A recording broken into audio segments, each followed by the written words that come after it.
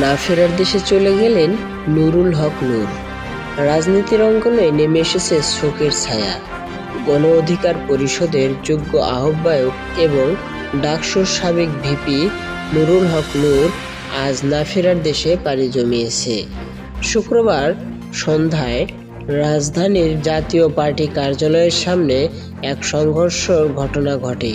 সেখানে সে গুরুতর আহত হয় এবং তাকে দ্রুত হাসপাতালে দীর্ঘ সময় ধরে চিকিৎসকরা তাকে বাঁচানোর চেষ্টা করলেও শেষ পর্যন্ত তাকে আর ফিরিয়ে আনা সম্ভব হয়নি। প্রত্যক্ষদর্শীরা জানিয়েছেন, বিকালের দিকে বিজয়নগর থেকে শুরু হওয়া গণ অধিকার পরিষদের মিছিল জাপা কার্যালয়ের সামনে গিয়ে সংঘর্ষে জড়িয়ে পড়ে। এ সময় পুলিশ ও সেনাবাহিনী টহল দিলেও পরিস্থিতি নিয়ন্ত্রণের বাইরে চলে যায়। লাঠিচার্জ ও ধাওয়া পাল্টা ধাওয়ার মধ্যে নূরের মাথায় গুরুতর আঘাত লাগে।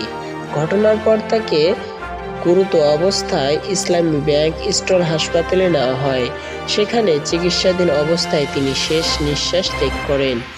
নুরুলের এই অকালে চলে যাওয়া দেশের রাজনীতিতে শূন্যতা সৃষ্টি হলো বলে মন্তব্য করেছেন বিশিষ্ট রাজনীতি বিশেষজ্ঞরা।